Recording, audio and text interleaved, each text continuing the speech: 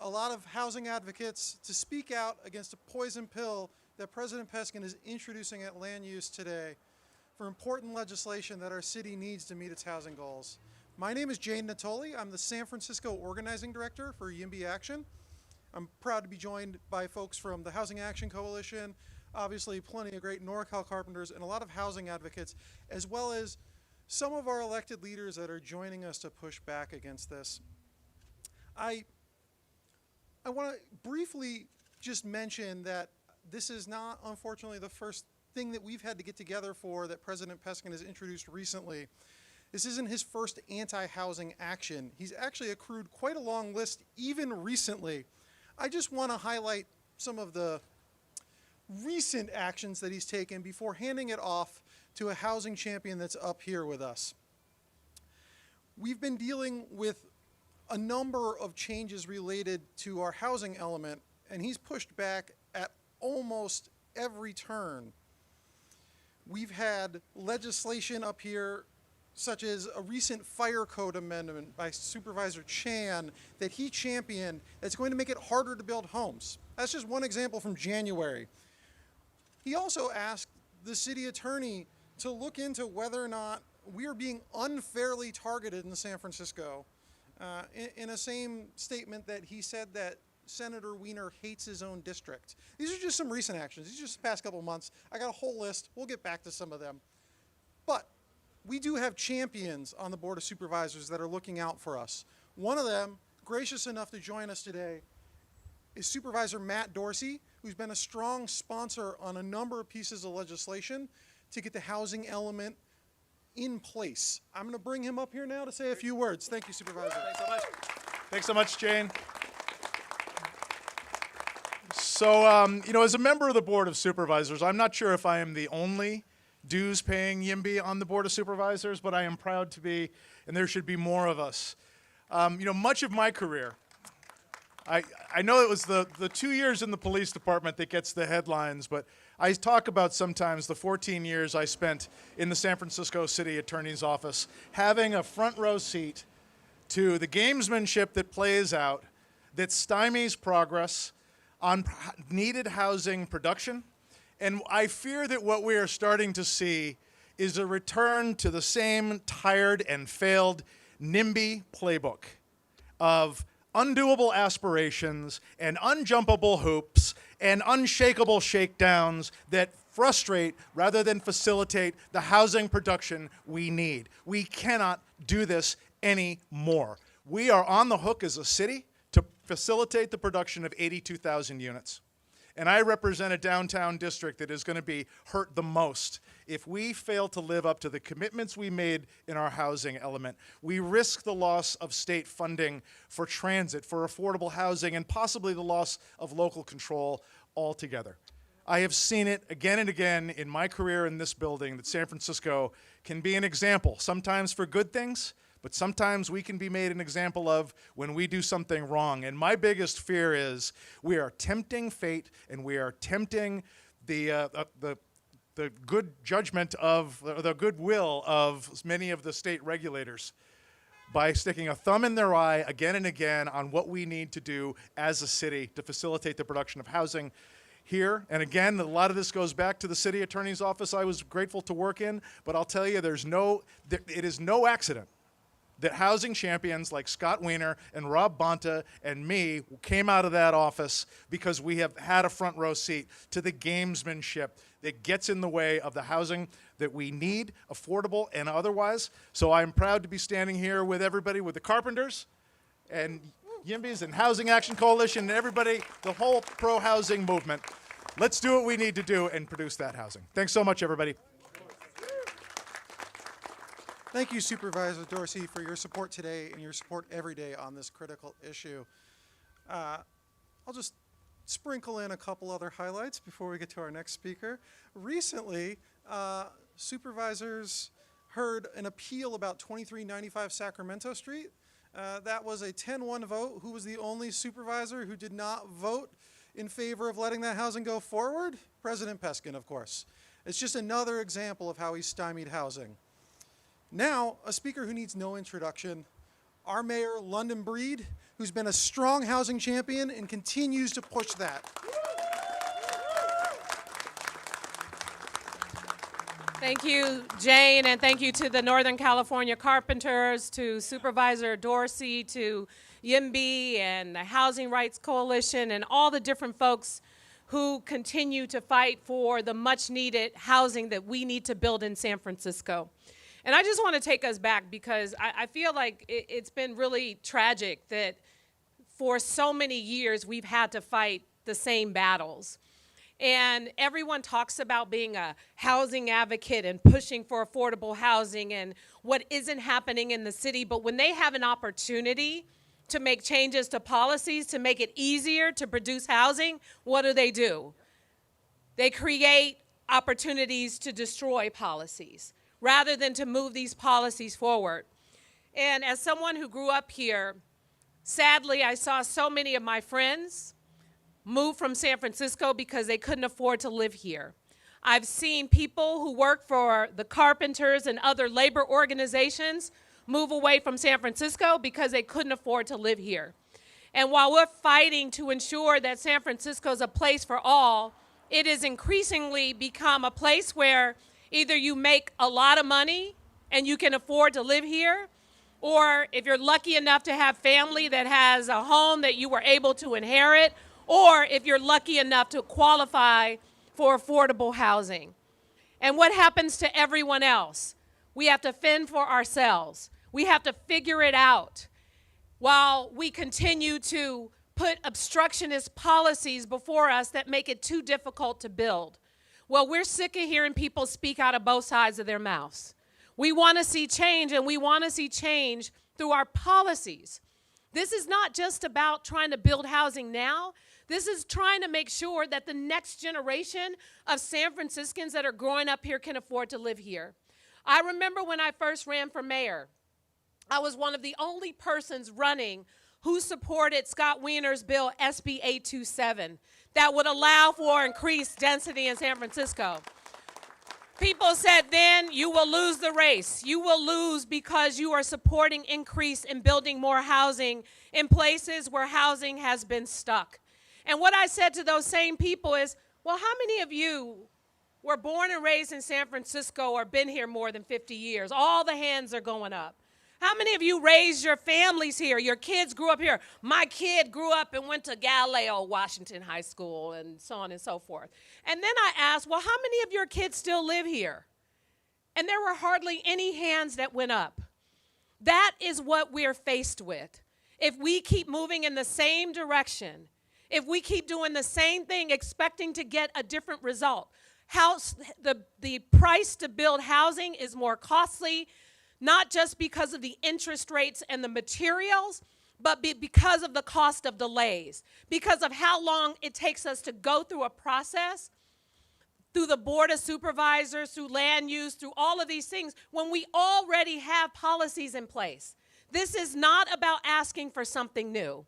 This is about allowing us, without the layered bureaucracy, to go through an existing process, but to be able to build more units. We're not asking for a height increase in this legislation. We're asking you not to kill this legislation by saying state density bonus doesn't apply. Because here's the problem. We lose out on the opportunity to build more. We miss out on the opportunity to ensure that people who work here can afford to live here. We have almost 4,000 vacant positions in San Francisco, and you want to know why?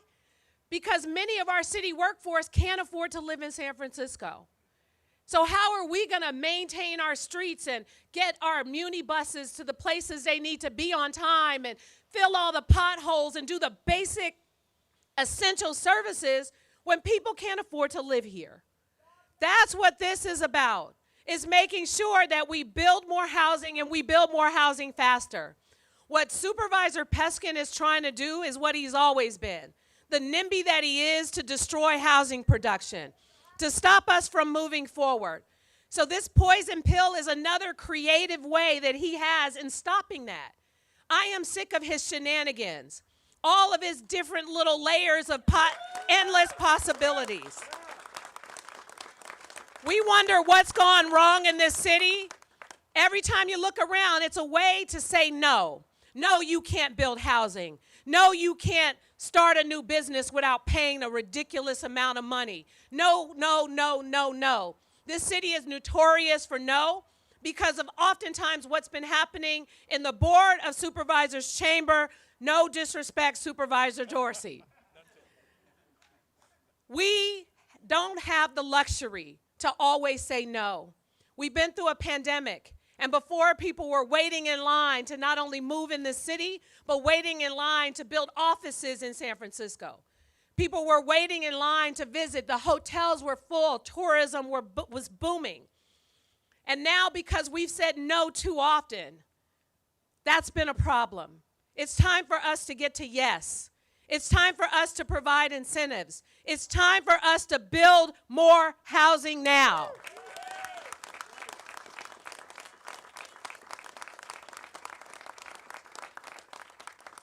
Enough with the no, no, no, no, no.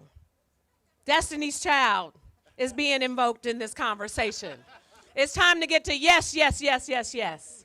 Yes, more housing. Yes, more opportunity. Yes, a better future. Yes, a workforce that can afford to live here. Yes, people that struggle with addiction who get clean, having a safe, affordable place to call home. Yes, yes, yes, housing now. Thank you.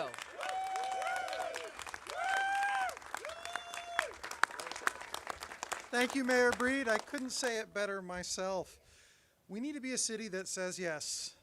And just to play back another fun hit, Supervisor Peskin has been taking a little road show. He did an event with the Telegraph Hill dwellers recently where he reportedly asked the room, do we even really have a housing crisis? That tells you what we're working from here.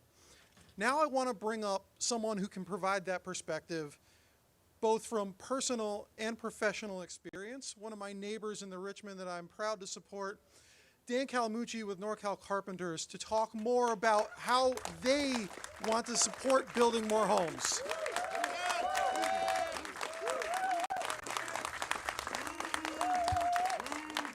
Thank you. Thank you, Jane, Mayor Breed, Supervisor Dorsey. For decades now, the Carpenters Union watched as thousands of our members and working class people have been forced out of San Francisco because of housing shortages and astronomical costs. We watched as our members are now commuting from Sacramento, Stockton, Manteca, Modesto, Fresno. We're watching as the housing crisis tears apart working class communities and their families, same as it tears apart our climate and our infrastructure. And we watched as across the state, residential construction become a crime scene of production where nearly 100% immigrant workforce is subject to wage theft, exploitation, and human trafficking schemes. So the Carpenters said, enough is enough. Working with community groups and strong partners across the state, including Mayor Breed, including Supervisor Dorsey, Senator Wiener, Assemblywoman Buffy Wicks, and so many others, we championed groundbreaking legislation like AB 2011, SB 423, and SB 4 that finally allows missing middle and affordable housing to be built in San Francisco and the communities that need it most, while at the same time lifting up all construction workers with prevailing wage, health care, training opportunities, and real enforcement. But again, certain sectors, certain politicians want to play games in politics with housing in San Francisco. They want to undermine the state laws that we fought so hard for. They want to protect theirs while pulling up the rope from behind them. They want to tell thousands of union construction workers that there is no place for them in San Francisco not to work and certainly not to live. When you play politics with housing, you're playing politics with people's lives. I'm a Richmond District resident. I'm a public school parent. I'm a lifelong renter. I want to see my community grow. I want to see more housing, more opportunity for my neighbors, for my daughter. How can we say no to housing when our schools are losing thousands of students because there is no place for families to live in San Francisco? How can we say no to strong labor standards when workers are toiling in the underground economy? And how do we say no to building more housing if we expect this city to be livable for future generations? I have an honest question for President Peskin. If we don't build more housing, where are our children going to live? So the carpenters are here today, as Mayor Breed said, to say yes. We're going to send a strong and unequivocal message to the Board of Supervisors, to President Peskin. Enough with the games. Let's build our community. Let's build housing. Let's lift up all workers. Thank you.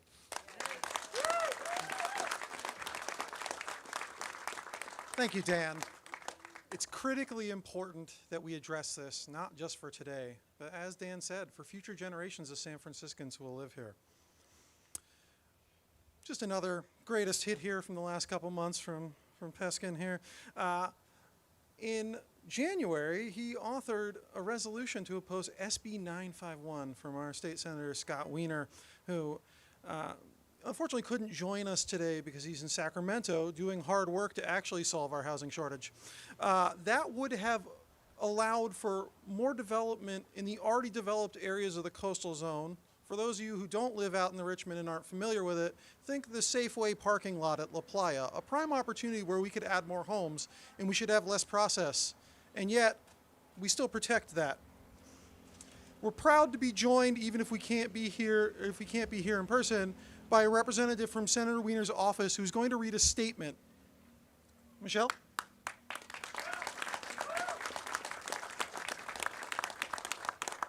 Good afternoon. I'm Michelle Andrews. As Jane said, Senator Wiener is in Sacramento today, so he cannot be here, but he asked me to read the following statement. We're here today because Aaron Peskin has been escalating his decades-long obstructionist campaign to block new housing in our city in order to score cheap political points.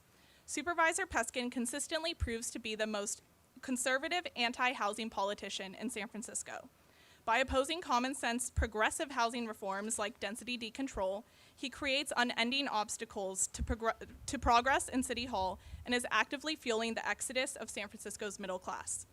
Peskin has a long pattern of sabotaging much-needed housing reforms, and he continuously fearmongers against new housing, which frankly is reprehensible.